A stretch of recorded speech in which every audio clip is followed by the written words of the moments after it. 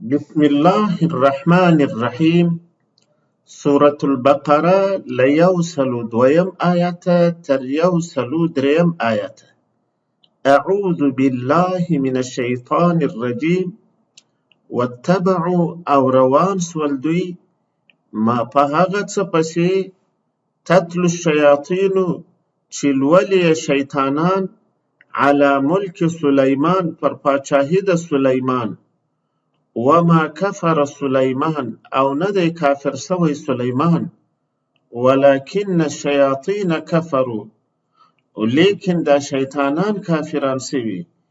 یعلمون الناس ورزده کوي دوی خلکو ته السحر جادو کوډي. وما او هغه څه انزل چې نازل سوی علی الملکین پر دوو ملائکو ببابل هاروت و ماروت په بابل کې چې هاروت او ماروت نومیدل، چې دا دوه ملائک هاروت او ماروت نومیدل. وما یعلمانی او نه ورزده کول دوی من احد هیڅ یوه ته حتی تر دې چې یقولا ویل به دوی انما صرف نحن موږ فتنة امتحان یو. فلا تکفر نو مه کافر کیږه. فیتعلمون پس زده کاوه به دوی منهما له هغوی دوو څخه ما هغه څه یفرقون چې بیلتون به یې راوستی به په هغه بین المرء و زوجه ترمنځ د سړي او میرمنې یې. وما هم او ندی دوی بضارین ضرر رسونکي به په هغه من احد هیڅ یوه ته الا باذن الله مگر په اجازه د الله. ویتعلمون او زده کول دوی ما هغه څه چې یضرهم ضرر یې وررساوه ولا ينفعهم او نه وررسوله فایده. ولقد علموا او یقینا فوسوي دوی لمن اشتراه چې څوک یې غوره کړي ده، چې څوک رانیسي ده ما له نسته دته فی الاخرت په آخرت کې من خلاق د څه برخه. ولا بئس ما او خامخا بد دی ما هغه څه شرعو چې خرڅ کړي دوی به په هغه انفسهم ځانونه د دوی. لو کانو کوای دوی یعلمون پوهېدلی. منحرفینو کتابوالو د الله کتاب پرېښود او په هغه څه پسې روان سول چې شیطانان یې د سلیمان پر پاچاهي په افترایي ډول وایي. دا په داسې حال کې چې سلیمان نه و کافر سوی بلکې خپله هغه شیطانان کافران سوي. خلکو ته کوډي او هغه څه ورښیي چې د بابل په ښار کې پر دوو ملائکو هاروت او ماروت نازل سوی و. د ملائکو هیڅ چاته د څه ښوونه نه کوله پرته له دې چې ورته ویل به یې موږ یوازې یو امتحان یو نو ته مه کافر کیږه. خو دا خلکو له دوی دواړو څخه هغه څه زده کول چې په هغه سره سړی او میرمن سره بیلوي. دا په داسې حال کې چې په دې سره دوی د الله له اذن پرته هیڅ چاته تاوان نسو رسولی او دوی هغه څه ورڅخه زده کول چې تاوان یې وررساوه او ګټه یې نه وررسوله. او یقینا دوی په دې پوه سوي وو چې هر څوک دغه لاره غوره کړي په آخرت کې به یې هیڅ ونډه نه وي. او یقینا چې ډیر بد دی هغه څه چې خپل ځانونه یې په خرڅ کړل که دوی پوهېدلی. دغه آیت هم له مخکنیو آیتونو سره تړاو لري مقصد یې دا دی چې منحرفینو کتابوالو د الله کتاب تورات هم د ناپوهانو په څېر شاته وغورځاوه، د شیطانانو په دروغي خبرو او خرافاتو پسې روان شوي دي. د سلیمان او هاروت او ماروت علیهم السلام د یادولو وجه دا ده چې د کتابوالو منحرفینو د کتابوالو منحرفین یهودیان د مال د لاسته راوړنې لپاره په هر ډول خرافاتو پسې ځغاستل.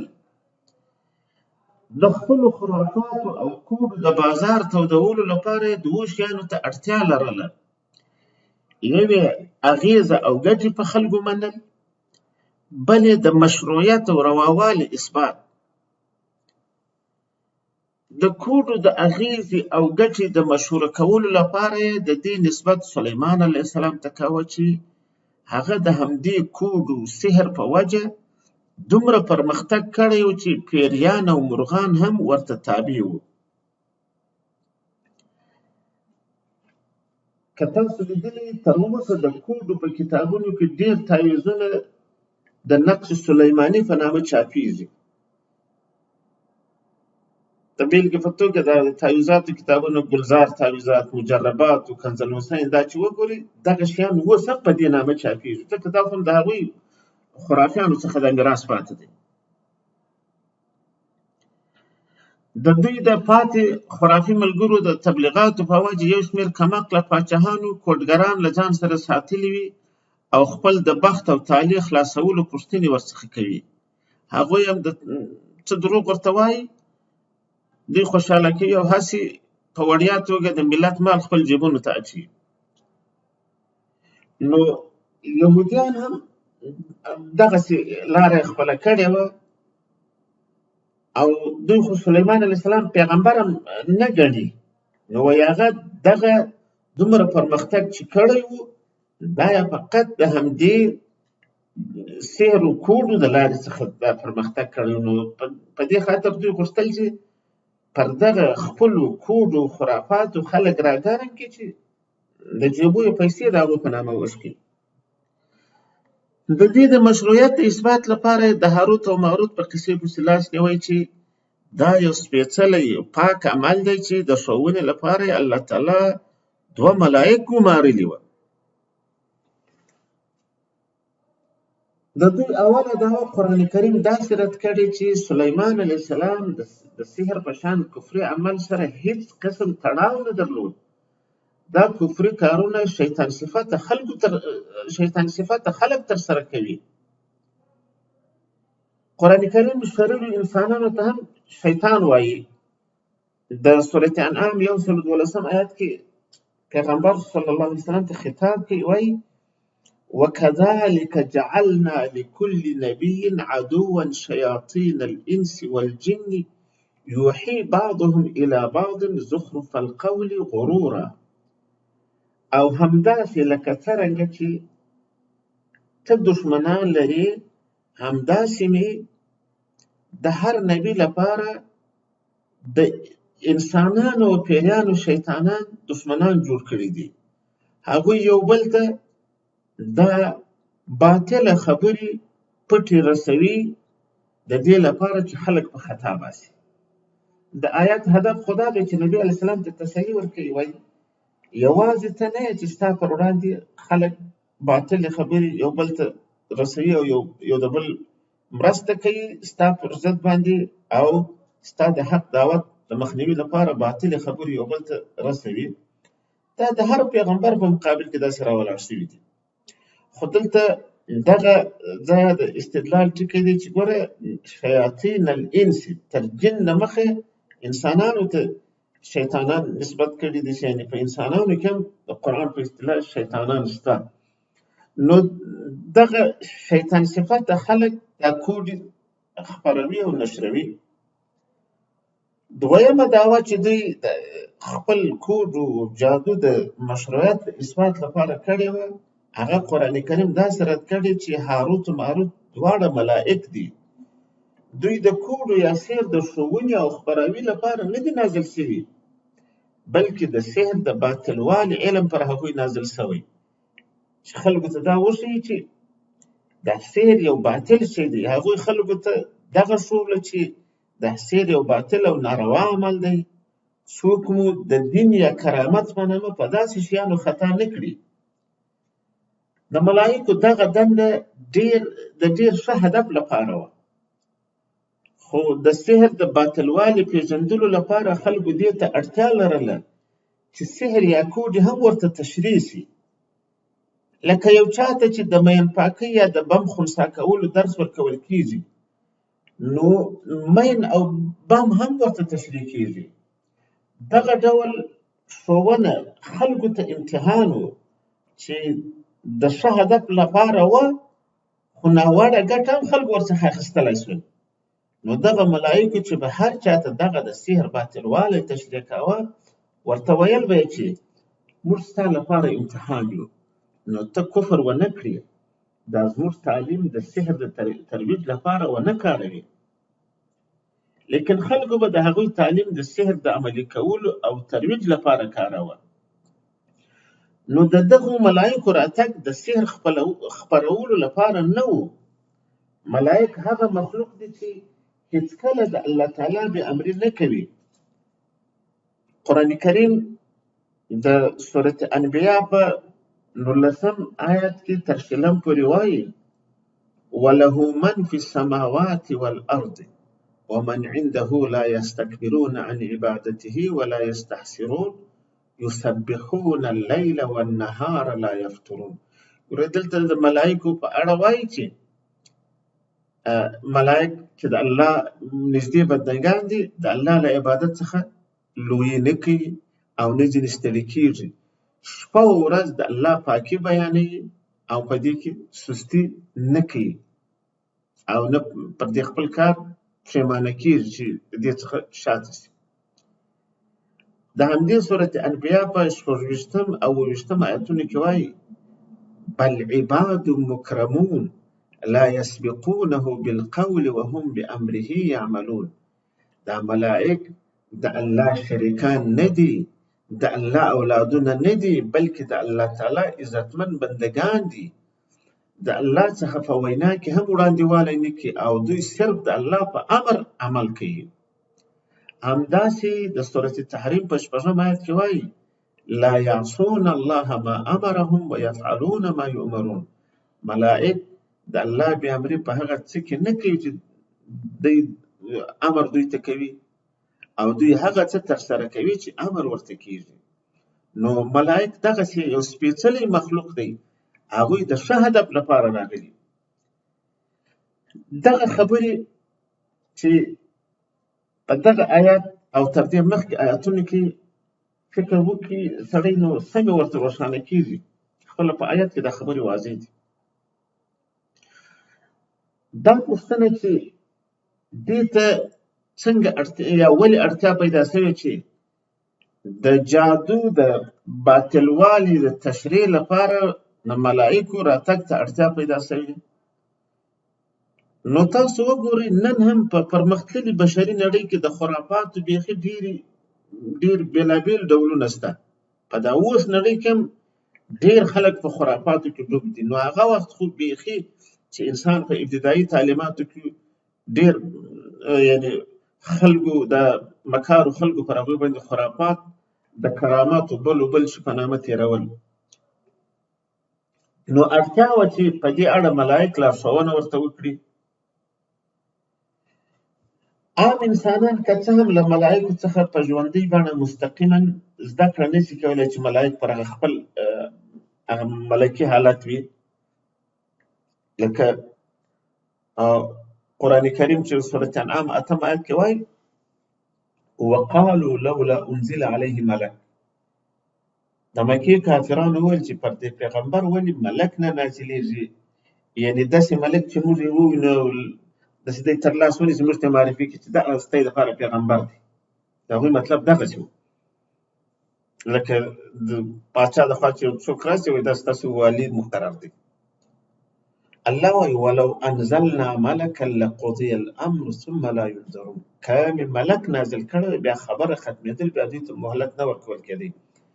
نو دا آیتونه ښیي چې انسانان عام انسانان په مستقیم ډول د ملک څخه پر هغه ملکي حالت چې زده کړه نشي کولی. او همدارنګه د سورة انبیاء په 9 آیات کې وایي وما ارسلنا قبلك الا رجالا نوحي الیهم، او ستا تر مخ چې مې لیږلي پیغمبران مې لیږلي هغه مې ټول سړي لیږلي دي، انسانان مې لیږلي دي. نو دا ټول ښیي چې یعنی ملائک د عامو انسانانو د تعلیم لپاره په ملکي حالت کې نه دي راغلي، لیکن چې کله ملائک خپل ځان ورته د انسان په شکل کړي، الله کله وغواړي او هغوی خپل ځان د انسان په شکل کړي، بیا زده کړه ورڅخه کولی شي. دې خبرې ته هم قرآن کریم دغه سورة انعام په 9 آیت کې اشاره کړې چې مشرکانو چې ویل چې دغه پیغمبر ولې موږ ته د ملک په شکل نه راځي، یا پر ده ته داسې ملک ولې نه راځي چې دی موږ ته داسې واضح کې ترلاسه ونیسي دا ستاسې دپاره د الله لخوا معرفي شوی. نو الله وایي ولو جعلناه ملکا لجعلناه رجلا، کمې د پیغمبر ملک هم جوړ کړی بیا به مې هم دی سړی جوړوی. نو د دې معنا دا چې دا انسانان خپل په زده کړې کې دې ته اړتیا لري چې که الله تعالی ملک هم ورته رالیږي هغه به د سړي په شکل ورته رالیږي. وللبسنا علیهم ما یلبسون، نو بیا به مې هم پر دوی باندې هغه څه ګډوډولی، یعنې دا لار به دوی ته داسې جوړېدلی چې هغه څه به پر دوی ګډوډېدلی چې اوس یې دوی ګډوډوي. یعنې دا اوس چې کومه پلمه کوي چې دا پیغمبر نه دی ځکه چې د انسان په شکل دی یا انسان دی، اوس وایي چې انسان دی، نو هغه وخت هم هغه ملک هم د دوی هغه اړتیا او استعداد دا تقاضا کوي چې ملک هم د انسان په شکل ورته راغلی وي. نو چې د انسان په شکل هغه ورته راغلی وي، همدغه پوښتنه بیا تکرارېدله، همدا ستونزه چې دوی اوس مطرح کړې ده هلته هم بیا پیدا کېدل. او نو دا ښیي چې یعنې ملک که انسانانو ته راشي نو د عام انسانانو ته نو د انسان په شکل ورته راځي.